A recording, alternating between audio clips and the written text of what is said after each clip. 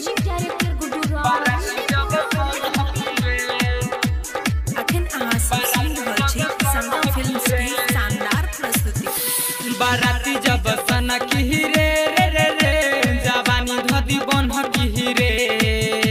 बाराती जब सना की रे बाराती जब सना की रे रे रे रे जवानी धदी बन की रे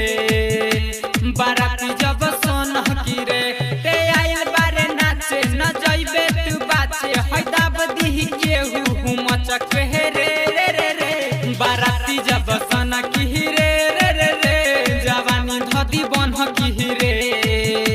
बाराती जब सना की रे म्यूजिक डायरेक्टर गुड्डू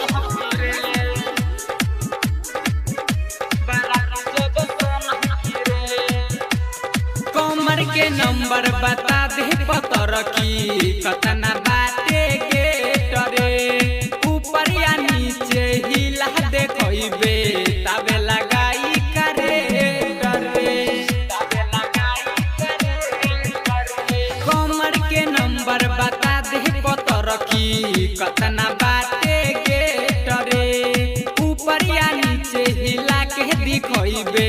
तबे लगाई करे डरे तोहर दुनु हीरा हमारा बट कीरा चोली में पैसा धले तू खुला रे रे रे रे बाराती जब सना की रे रे रे रे जवानी धदी बन की रे बाराती जब सना की रे म्यूजिक डायरेक्टर गुड्डू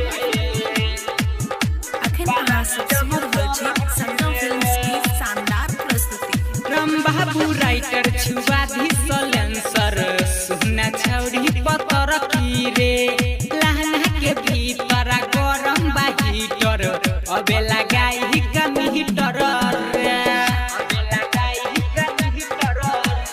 राम बाबू राइटर छुआ धी सलेंसर सुना छौड़ी पतर की रे लहना के भीतर गरम बा हीटर अबे लगाई कम हीटर रे रे डीजे जिया बुल ह गुड्डू बावाली भीषण लेली मजा तोरा सटक हे रे रे रे रे बाराती जब सना की रे रे रे रे जवानी धदी बन की रे बाराती जब सना की रे ते आइल बारे नाचे न जइबे तू बाचे हैदाब दिही केहू मचक हे रे रे रे रे बाराती जब सना की रे रे रे रे जवानी धदी बन की रे बाराती जब सना की रे संगम फिल्म्स की शानदार प्रस्तुति।